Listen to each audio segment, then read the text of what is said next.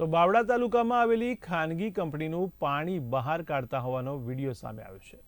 ત્યારે બાવળા બગોદરા રોડ પર આવેલ યાઝાકી કંપની દ્વારા પોતાનું આઈટીપીનું ગંદુ પાણી બહાર કાઢતા હોવાનો વિડીયો સામે આવતા જ સ્થાનિકો દ્વારા વિરોધ કરાયો છે। ત્યારે ભાઈલા ગામમાં સામાજિક કાર્યકર્તા જુવાનસિંહ દ્વારા અગાઉ 2 થી 3 વખત મૌખિક રીતે જાણ કરવામાં આવી હતી। તેમ છતાં તે કંપનીને કોઈનો ડર ન હોય તેમ બિંદાસ પાણીના પંપ દ્વારા પોતાનું દૂષિત પાણી કંપનીની બહાર આવેલ એક નહેરમાં કાઢવામાં આવતું હતું। ત્યારે કંપનીનું પાણી એટલું ગંદુ હતું કે કંપનીના બગીચા પણ સુકાઈ ગયા। ત્યારે આ ગંદા પાણીને કારણે પશુ પક્ષી જીવજંતુ અને માનવજાત માટે પણ હાનિકારક સાબિત થઈ શકે છે।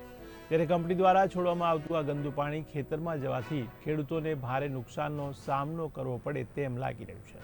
ત્યારે ભાઈલા ગામના સામાજિક કાર્યકર્તા જુવાનસિંહે જણાવ્યું હતું કે આ કંપની વિરુદ્ધ જીપીસીબી અને તલાટીને પણ લેખિતમાં જાણકારી આપવામાં આવી છે। ત્યારે આ કંપની વિરુદ્ધ જીપીસીબી અને સરકાર દ્વારા કડક પગલાં લેવામાં આવે તેવી માંગ કરવામાં આવી રહી છે।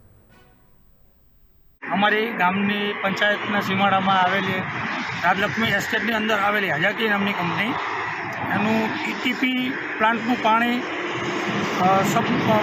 મોટર દ્વારા અને છૂટું પાણી બહાર કાઢવામાં આવતા અમને જાણ થતાં અમે કંપનીને 2-3 વખત મૌખિક જાણ કરેલી, છતાં કંપનીએ બંધ ના કરતા ગ્રામજનો સાથે અમારે મીડિયાનો સહારો લેવો પડ્યો। અને આ બધું અમે અરજી કરતા મેં એક અરજી કરી છે જીપીસીબીમાં, એક અરજી આપી છે ભાઈલા ગ્રામ પંચાયતમાં।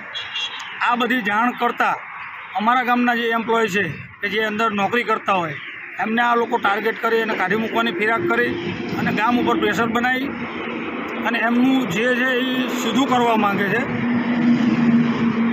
અને આવી કંપનીઓ પાણી જે બહાર કાઢતી હોય ગ્રામ પંચાયત કે કોઈને ધ્યાનમાં ના લેતી હોય એવી કંપનીઓને સરકારને અમારી રજૂઆત છે કે આવી કંપનીઓ સીઝ કરી અથવા આમની ઉપર કંઈક આકરા પગલાં લેવા અમારા ગ્રામજનોની વિનંતી છે।